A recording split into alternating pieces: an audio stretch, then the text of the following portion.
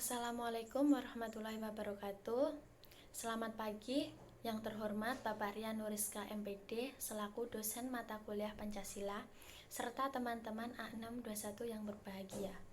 Pertama-tama, perkenalkan saya Agustin Setiabekti selaku presentator pertama dari kelompok 1. Pada pertemuan kali ini akan mempresentasikan tentang kedudukan Pancasila sebagai dasar negara dan ideologi dalam berbangsa dan bernegara.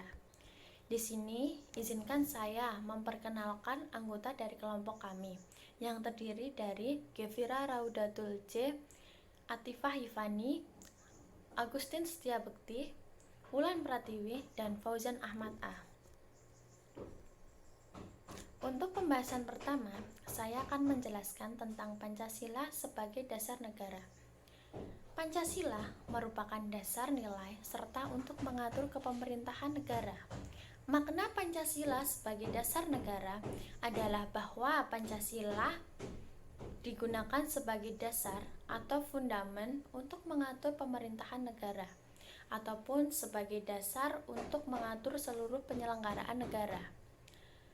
Hal tersebut sesuai dengan bunyi pembukaan Undang-Undang Dasar 1945 alinea keempat yang berbunyi, maka disusunlah kemerdekaan kebangsaan Indonesia itu dalam suatu Undang-Undang Dasar Negara Indonesia yang berbentuk dalam suatu susunan negara. Dengan demikian, kedudukan Pancasila sebagai dasar negara termaktub secara yuridis konstitusional dalam pembukaan Undang-Undang Dasar 1945 dan juga bersifat yuridis ketatanegaraan, yang artinya Pancasila sebagai dasar negara pada akhirnya adalah sebagai sumber dari segala sumber hukum. Artinya, segala peraturan perundangan secara material harus berdasar dan bersumber pada Pancasila. Pancasila juga merupakan suatu asas kerohanian yang meliputi suasana kebatinan atau cita-cita hukum, sehingga merupakan suatu sumber nilai, norma, serta kaidah, baik moral maupun hukum secara negara, dan menguasai dasar baik yang tertulis atau undang-undang dasar maupun yang tidak tertulis, atau dalam kedudukannya sebagai dasar negara. Pancasila mempunyai kekuatan mengikat secara hukum. Oke, untuk pembahasan selanjutnya akan dijelaskan oleh Wulan Pratiwi. Kepada Wulan Pratiwi, saya persilahkan. Baik, di sini saya akan melanjutkan penjelasan dari rekan saya Agustin. Pancasila sebagai dasar hukum. Pancasila tercantum dalam pembukaan Undang-Undang Dasar 1945. Mencakup hukum tertulis dan tidak tertulis, mengandung norma-norma, mengandung cita-cita moral rakyat. Pancasila adalah sumber dari segala sumber hukum. Karena menurut penjelasan pasal 7 ayat 1 Undang-Undang Nomor 12 2011, dalam pasal tersebut disebutkan bahwa jenis dan hierarki peraturan perundang-undangan di Indonesia terdiri atas 1. Undang-Undang Dasar Negara Republik Indonesia tahun 1945. 2. Ketetapan Majelis Permusyawaratan Rakyat. 3. Undang-undang atau peraturan pemerintah pengganti undang-undang. 4. Peraturan pemerintah. 5. Peraturan presiden. 6. Peraturan daerah provinsi. Dan 7. Peraturan daerah kabupaten atau kota. Pancasila tidak disebutkan dalam urutan tersebut karena nilai-nilainya telah terkandung di dalam Undang-Undang Dasar 1945. Jadi, dengan demikian, Pancasila bukanlah dasar hukum dalam peraturan perundang-undangan Indonesia, melainkan sumber dari segala sumber hukum, karena dasar hukum Indonesia adalah Undang-Undang Dasar 1945. Selanjutnya adalah Pancasila meliputi suasana kebatinan. Jadi Pancasila juga suatu sumber nilai, norma, serta kaidah baik moral maupun hukum negara dan menguasai dasar baik yang tertulis maupun tidak tertulis. Suasana kebatinan juga ada di saat perumusan Pancasila. yang dapat dilihat dari sikap kebersamaan, menghormati pendapat orang lain, tidak memaksa kehendak, mementingkan persatuan dan kesatuan, legowo atau ikhlas dalam menerima keputusan dengan penuh tanggung jawab. Selanjutnya, dasar formal kedudukan Pancasila. Dasar formal kedudukan Pancasila sebagai dasar negara Republik Indonesia tertera di dalam pembukaan Undang-Undang Dasar 1945 alinea keempat.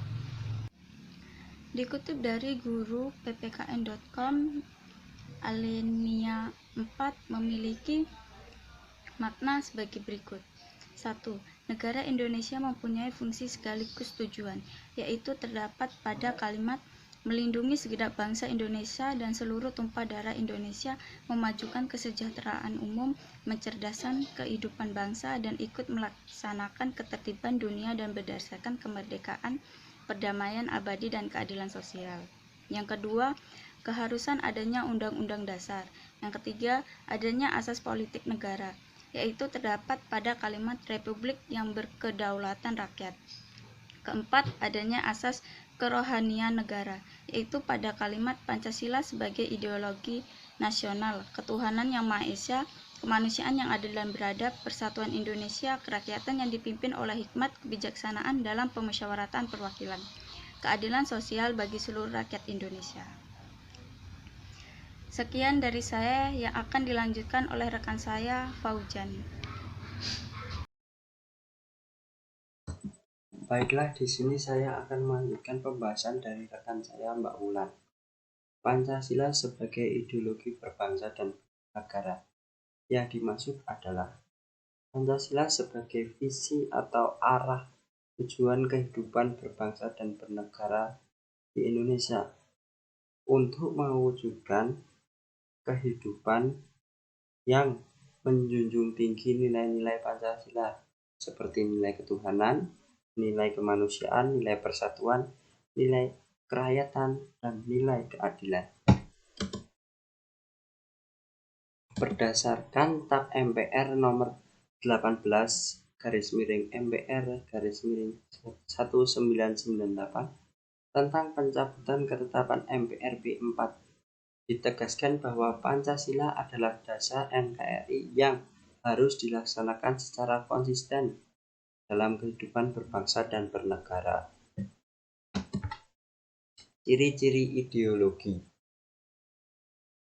Yang pertama, ideologi mempunyai derajat yang tertinggi sebagai nilai hidup, kebangsaan, dan kenegaraan. Yang kedua, mewujudkan suatu asas kerohanian, pandangan hidup yang dilestarikan dan diamalkan ke generasi berikutnya dengan tujuan untuk dipertahankan serta rasa rela berkorban. Baik, di sini saya akan melanjutkan penjelasan dari rekan saya, Fauzan. Fungsi ideologi menurut pakar di bidangnya. Menurut Cahyono, tahun 1986, fungsi ideologi sebagai sarana untuk memformulasikan dan mengisi kehidupan manusia secara individual. Menurut Serti Arjo, tahun 2001 sebagai jembatan pergeseran kembali kekuasaan dari generasi tua dengan generasi muda. Menurut Hidayat, tahun 2001 sebagai kekuatan yang mampu memberi semangat dan motivasi individu, masyarakat, dan bangsa untuk menjalani kehidupan dalam mencapai tujuan.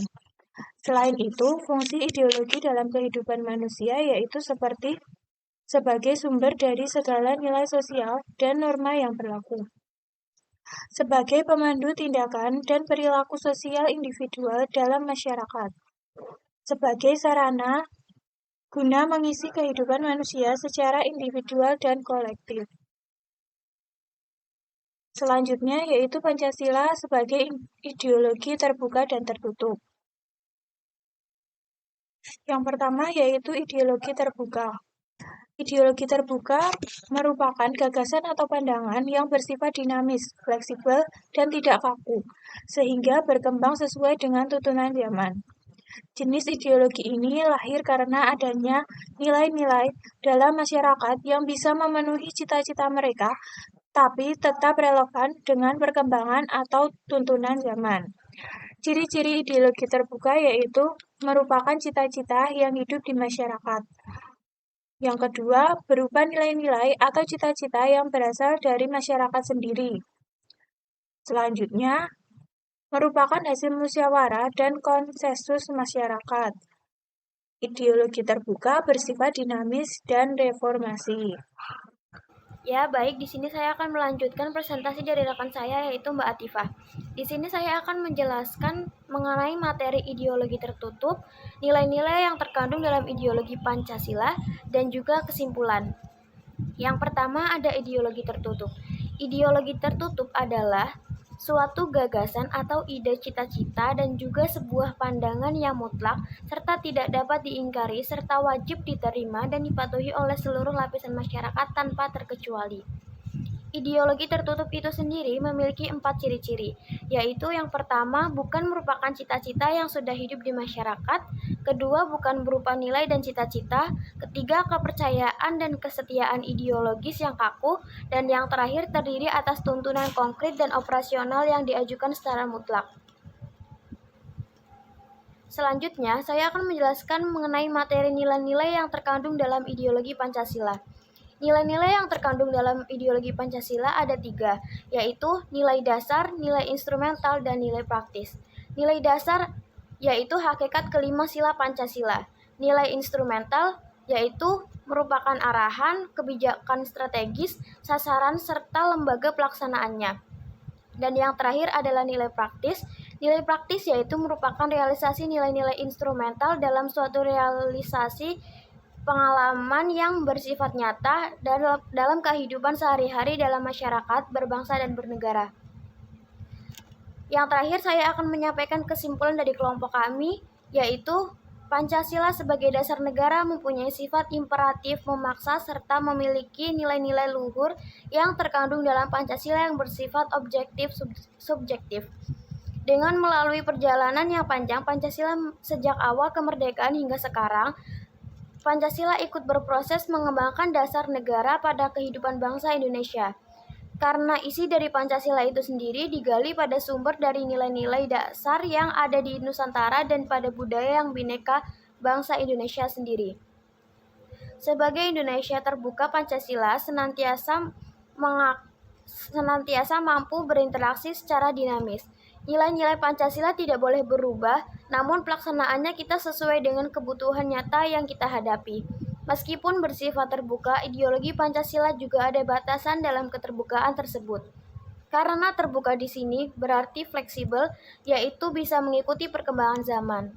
Dalam kefleksibelan tersebut, Pancasila juga memiliki penyaring yang berfungsi sebagai pemilah antara hal yang layak untuk diikuti oleh bangsa Indonesia, sehingga semua pengaruh dari luar bisa menyatu dengan Pancasila.